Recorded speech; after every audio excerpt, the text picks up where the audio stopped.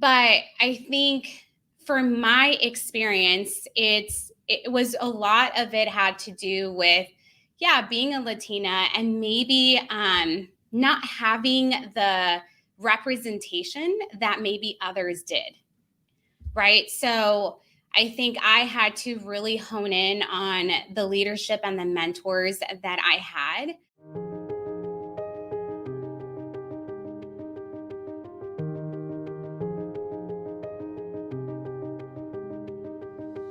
Hi there. Thanks for joining us. I'm Joanna Erisman.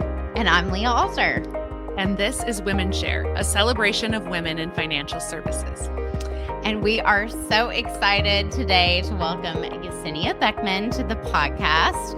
Alongside her husband, Yesenia launched Well-Traveled Wealth in 2018. They saw an opportunity to connect their appetite for living life to the fullest and helping their clients do the same. She is passionate about making others feel heard, understood, and at ease. I mean, great attributes as a financial advisor, I would say.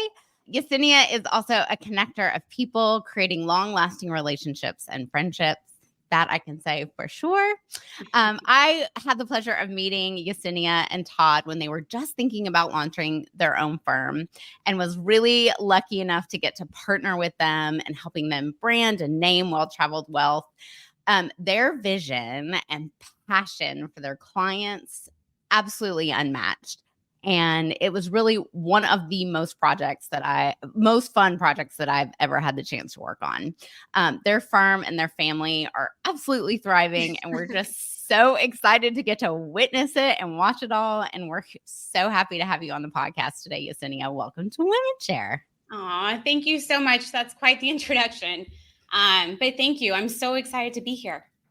Well, and I'm excited to get to know you since Leah gave me a little bit of the backstory. So you essentially turned your career into a family business, right? And created a lifestyle that has become the mission of your firm. So you really lean into the theme of, bringing balance to both sides of your life, the personal and the professional. So tell us more about how that shows up in your practice and in your client relationships. Yeah, I think it started with the realization of how Todd and I live our lives, and really the reason and the why behind starting our own firm. We were just ready to separate from that old traditional business model that was driven by numbers and acquiring that next new client. That just didn't align with our values at that point, and we didn't feel like that was going to really impact our clients in a positive way. And so both Todd and I found success early on in our careers individually. And so that allowed us to kind of merge everything together and truly create something special. I think in this business specifically, it's really the sky's the limit, right? You can grow your business as big as you want and put in the hours and all of that good stuff. And I think with Todd and I, it was special because we both think the same way when it comes to success and what that truly means. And for us, success is not a monetary target that we're trying to attain. We both are individuals that really value life, and we're fortunate enough to run a practice that we can really run it and be grounded in our values and what we think and truly believe in. And to us, wealth is not something that you just collect over time. It's really something that allows you to live a fulfilled life. And personally, that's how Todd and I strive to live our life. We think that today in our present life is just as important as the future. And so for our clients, that's exactly what we try to help them do, is really find the balance in their own lives, right? What's important for them, and have those heart-to-heart conversations of what's important for you to have in your future and plan for, but what are the experiences that you really want to experience today, right? That's just as important. So we're definitely not the firm that's going to sit down with the client and try and convince them to save every single penny that they have. It's more of, having, again, those heart-to-heart conversations and really be impactful in their overall life. I think Leah will remember this, but one of the questions we were often asked was, who do you work with? What's your niche clientele and who's your ideal client? And to be honest, I think that was kind of a tricky question to answer, because I think as our firm grew and we evolved, we have figured out that people that really value life, value taking care of themselves and their overall well-being, and really on a mission to live an intentional life, those are the people that we want to work with. Those are the people and the relationships that we're passionate about. It's not a demographic. It's like a psychographic mindset, behavioral target. Yeah. right? And that's who we they're can fit. relate to, right? Yeah. Well, and we pushed you on that too, right? Like we had that conversation over and over again about it, especially coming out of the previous firm that you all were in, where there were very specific clients that you were serving. There were teachers, I remember, and like very specific. And the clients that you were taking with you, the themes that kept coming up for you was around, these ideas of what is most important to them, whether that was being close to their grandchildren or traveling the world or somewhere in between, like all of those things. And there were just like a lot of common values. So you have said becoming an entrepreneur and launching your own firm has really allowed you to stay true and authentic to who you are. So what does it mean to you to have the freedom and the ability to create this firm, but also this lifestyle for you and your family? Yeah, I think for me, it's just striving to live the life that I want to see my clients live. Right. And I think it all just starts with us as individuals, right? The way that we feel and the way that the mental space that we're in kind of goes into our relationships with our family, our friends, our clients. And so I really do prioritize myself and making the time to take care of myself mentally and physically, because I know that I can show up in a better and more intentional way in all aspects of my life. So when I'm home, I really try to be intentional with my time with my kids, with my husband. When I'm out of the office, I'm off, right? I think it's easy in this specific business for me to, look at my phone, answer a quick client call or email really quick. But I know that if I do that, I'm just not fully present in either avenue, right? And in the office, I try to be very, again, just intentional. It keeps coming up, but it's true. That's how I feel about it with my clients, and having those hard conversations that maybe they've never had with anybody in their lives before, right? Trying to uncover their aspirations in life and even their fears. And I think as an advisor, those discussions are truly what is impactful beyond the actual numbers. And we try, as advisors, to not only better our clients' financial position, but also their overall well-being. And that's honestly, for me, it's just putting in the work personally and professionally that I'm asking my clients to do. And I think that's one of the main reasons that we left a captive broker dealer, because it no longer felt authentic, right? We were just practicing in a way that was true to someone else's values, someone else's goals, and their own vision, not ours. And so I think being an independent firm now allows us to truly give unbiased recommendations that are centered around our clients' best interest at all times. And then also have and create a business model that allows us to have our own balance in our own lives too. So I'm curious to drill in on that point around the balance, because I can just tell from the way you're speaking about your clients, well, and this is true of so many advisors, right? A deep sense of care and wanting to be responsive to their clients. But sometimes that can translate to, I am tied to my phone and need to respond immediately. So can you tell us a little bit about how do you set those expectations with your clients around availability, those boundaries, or do you solve it from a staffing standpoint to be like, hey, if I'm off, so-and-so is covering and they know they can reach us within these, like, I'm curious to hear more about that. Yeah, it's definitely tricky. And I think it's both. I think it's setting expectations with clients. And then also setting the structure within the office, right? Because we do have to be responsive to our clients. Again, this business is beautiful, right? We have the ability to just structure it in a way that caters to how we want to schedule our daily life, I guess you can say. But for me personally, I'm in the office 3 days a week and I spend 2 with the kids. And so my clients know that. They know that I'm in the office 3 days a week. If I'm not here, Todd's here every day. And then we have our staff that is here to take care of anything that comes up. So I think it's just being very transparent with clients. But I do think that initially it was something that came with a little bit of fear because you don't want clients to think that you're not going to be responsive and you're not taking care of them. But I think it does allow them to see you in a different light and just respect you in a different way, I think. And they're happy for us. You know, they've seen a lot of these clients I've worked with since I was single, no kids, right? So they're so happy to be on this journey with me and know how I am and they're going to be taken care of.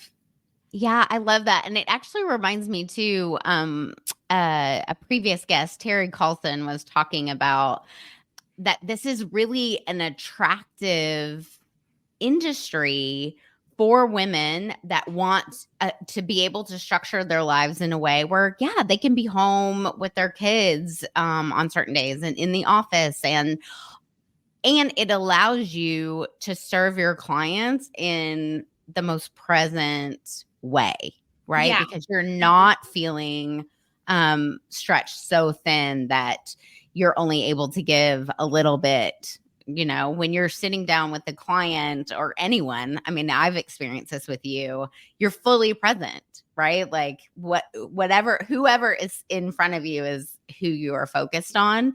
And that sticks with a client. So whether they can talk to you on a Tuesday or not, or whatever day that is, they know that when they do have that interaction with you, it's going to be 100% present. And that I think is really like important and special. Yeah. Yeah. We've never had any negative feedback. I think it's the opposite. They want to hear about the kids and what they're doing and what they're up to and just, enjoying this phase of life with me almost. And the other point that I really respected in what you said was the walking the talk, right? Like I am going to do myself what I'm asking my clients to do. You know, there have been situations in the past where I'm like, this is a financial advisor who is having financial issues in their own personal life, right? You know, and so I think it's really a testament to your commitment to really understand what it takes for the clients to do this because you are doing it yourself and probably helps to encourage them, right? And be like, oh, yeah. And just in talking with them, and it's a lifestyle, right? It's not something that you can just do for a certain amount of time and then stop. Well, and when she talks about the things that she's doing physically to take care of herself, she's not bragging on herself enough. Like she runs marathons. So training for marathons, that is a huge commitment. That takes a lot of time and focus. And I think, to your point, that it's exciting. Your clients are along for the ride when you're doing those types of things, right? Yeah. Those are the kind of clients that are attracted to working with you all. They get it. I have clients sending me registration dates for races. It's really cool. You know, you connect with clients on a different level. Yeah, absolutely. Absolutely. And over the past few episodes, we've been going a little bit more deeply into diversity in our industry and would love to get your perspective. So how has the industry changed since your career started out? And where do you see the need for change, both as a woman and as a Latina? Yeah. Gosh, I feel like the industry has changed tremendously over the 14 and a half years, which is wild, that I've been in the industry for. But when I first started, a lot of it was in person. So like all the prospecting that we did, our marketing efforts, even our meetings, right? Most of our meetings, actually all of our meetings were in person. And most of the time, they were at the prospective clients' homes at all hours, you know? And so I think specifically as a woman, that alone presents potentially uncomfortable situations and even unsafe situations. I mean, I can think back to, wow, I can't believe I put myself in that position, right? Right. But I think for my experience, it was a lot of it had to do with, yeah, being a Latina and maybe not having the representation that maybe others did, right? So I think I had to really hone in on the leadership and the mentors that I had. My family and in general, this career path is not the most common career path, right? So my family, let alone a Mexican woman. And so I think my family struggled with seeing and understanding my vision, seeing me work 60 to 80 hours a week, right? We were just talking about the flexibility that I now have. But early on in our careers, we had to put in a lot of work and hours to build what we've created. So I think for them seeing that and then just driving all over Southern California, meeting with clients and doing marketing events, it was very hard for them to swallow that and really trust that what I was doing was going to lead me to something that was worth it. So I think that would have been a lot easier if I had more representation and just someone I could really relate to on different levels and share, moments of challenges or doubts and even celebrations. Because I think even when my numbers showed success, I had a problem or difficulty really acknowledging that I was being successful. And in terms of changes in the industry, I think obviously there's a lot of changes that we need in our industry specifically for women, but I think encouraging and supporting, obviously, but encouraging more women to get into the business. It's evolved, right? So we're going into more of a virtual working environment. And I think that alone poses a lot of challenges for women because it takes a lot more work for us to gain that trust in client relationships and that confidence in the relationship. And so I think as we move into more of a virtual world or working environment, that's going to be a little bit more challenging for women entering the industry. But with that being said, we bring such a different approach and perspective in the planning process. And even statistics show most of the decision making is based off of or led by your emotions. And I just think that women are better at tapping into those emotions than men are.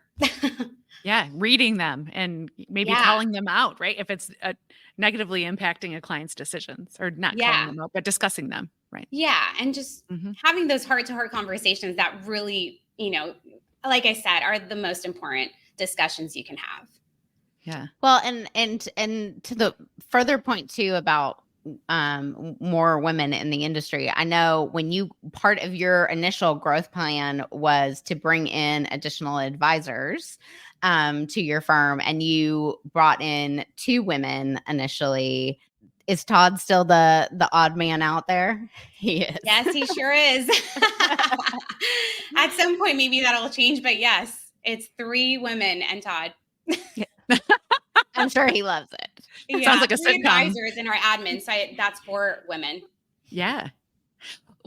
So you mentioned the part about your family kind of grappling with your career decision. Would love to just hear a little bit more about that. Were there times where they were like actively not discouraging or questioning, but being like, are you sure this is right? Yeah. Simply because they hadn't seen, this. Okay. Yeah. Interesting. Yeah. So I think that's kind of my point in talking about, I didn't have the encouragement in that push, right? It's a very tough industry to get into. So you really have to have thick skin and determination in the beginning. So yeah, I had my dad, trying to convince me almost daily. Wow. You should probably take a different path. And so, that's just, I think it's a natural thing for a parent to say, because like I said, I was working a lot and driving a lot, and it wasn't a career path that they understood, that the average person can understand really, Right. let alone, Right. My family. And so, yeah, I think that was very challenging, but I think that just made me more stubborn and making it work, wanting to see the success at the end of that all that work. Yeah. So you all have really embraced social media and what we marketers call first adopters.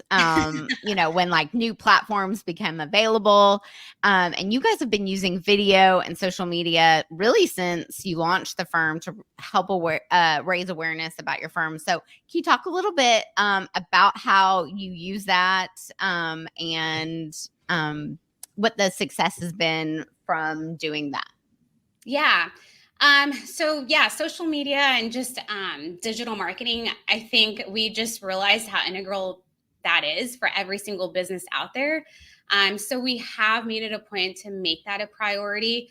And I think for us, it's just being more accessible to our clients and just providing more education on our current clients of what's going on behind the scenes, right? We're obviously in touch with them throughout the year, but a lot of information is hard for them to understand or even gather from statements or reports that they get.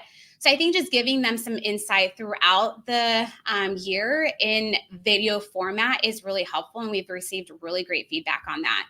And for current and prospective clients, we've also used it as a way to let them into our personal life. So showcasing what we're up to personally, random trips that we've taken or times that we're out of the office. And I think kind of going back to the point that we made earlier, the fear was always that it was going to translate to us not taking care of our clients, but we've realized that it's actually strengthened our client relationships and even brought new clients through our doors.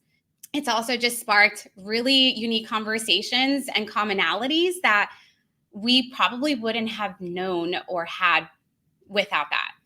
So yeah, it's been great, and it's definitely a work in progress, but it's definitely something that we prioritize. And I'm guessing, speaking of social media, those are like the posts that get the most engagement, the most comments, right? People are so excited to get to know the real you and, or the person outside of the office who, and the things that you're passionate about.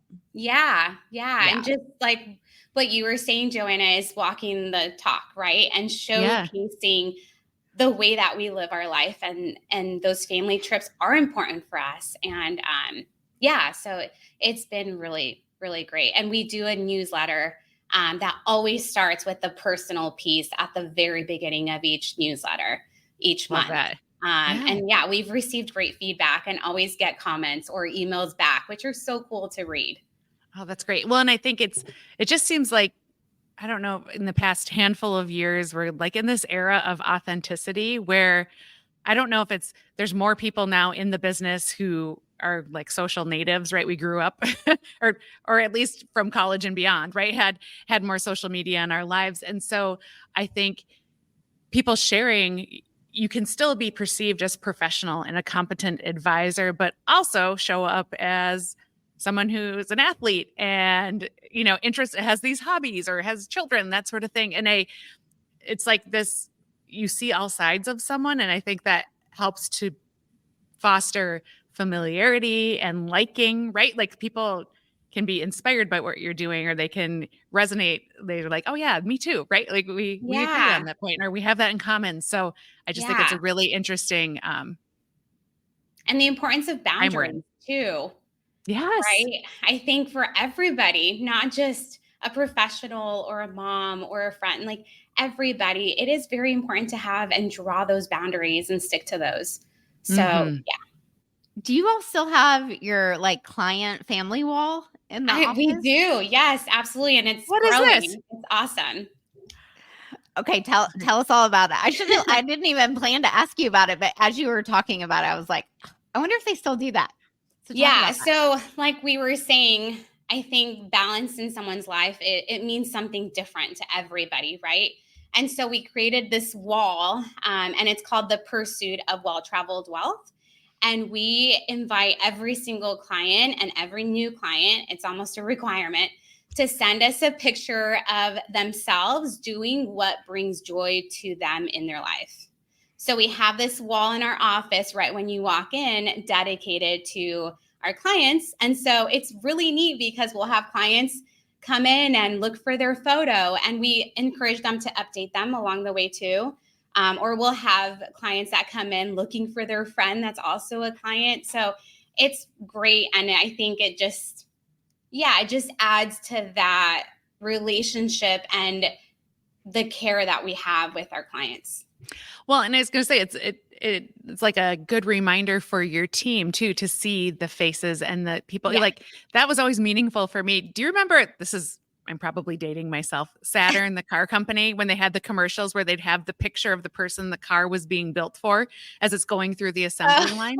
So anyway, it just like, I think that's meaningful, right? When you can be, sometimes in a more like technical mode, or you're, putting, I don't know, financial plans together or whatever, to zoom out and be like, and this is for Leah, right? Yeah. Here's Leah's face, right? Yeah. So that's really cool. What a neat definitely. idea. Yes, we love it. Great. And it's like, it's very Instagram worthy too. Yes. I don't think we've done a good job lots of of photos. showcasing. We need to do a better job of that. But yeah, it's right at the entrance, which is great because we see it twice a day at least. Yes. Oh, that's wonderful. Yeah. Okay. So I'm curious to hear, what's the best career advice you've ever received? Gosh, I think what keeps coming to mind when I think about this question is put your blinders on.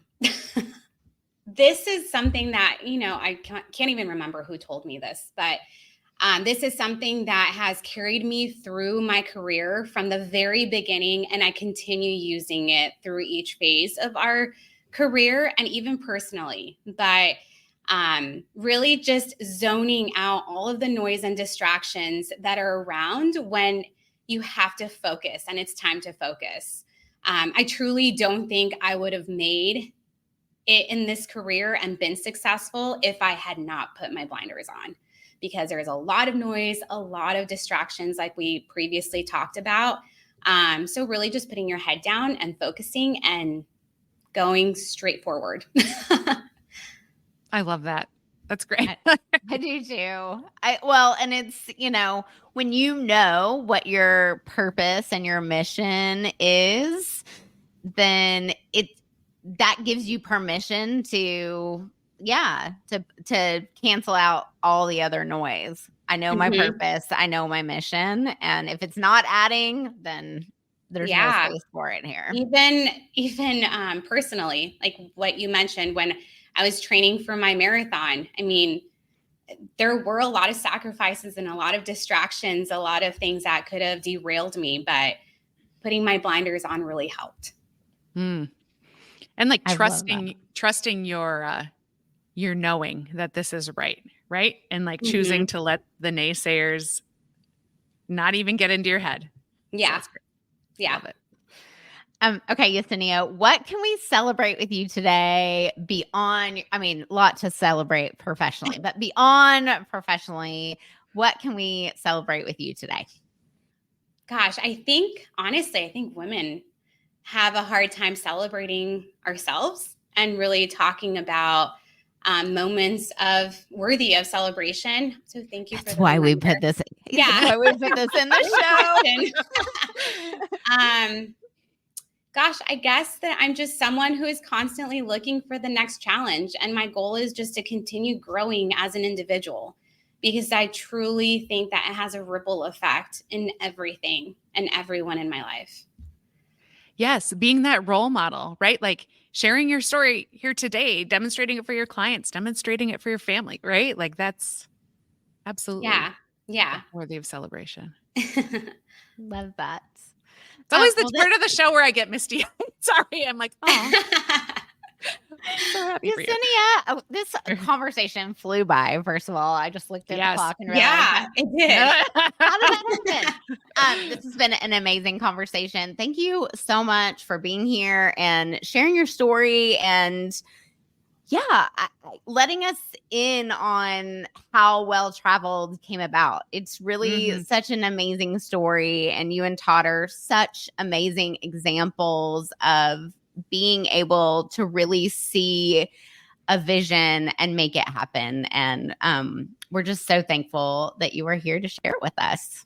Yeah, thank you for having me. And a special thank you to you, Leah, because you were such a gift in the beginning of all of this. And a lot of this is because of you. So thank you.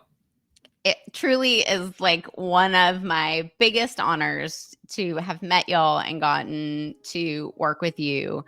My heart just pitter patters to see you guys like thriving and seeing this vision through. So Yeah. truly my honor. And thank you. Thank you. Yesenia, if people want to connect with you, if they heard your story and they want to check out what you're up to at Well Traveled Wealth or connect with you directly, what's the best way for them to find you? I think the best way is through our Well Traveled Wealth Instagram. Okay. Yeah, so it's just at Well Traveled Wealth, and you can find us on Facebook too, Well Traveled Wealth, LinkedIn, of course, and then my email. You can share it with everybody too, but it's Yesenia@welltraveledwealth.com. Excellent. Thank you. Thank you. Well, that is our show for today. If ours is a mission that you want to share in, subscribe to WomenShare on your favorite podcast platform. With that, I'm Joanna Erisman. And I'm Leah Alter, and we will catch you on the next episode of WomenShare.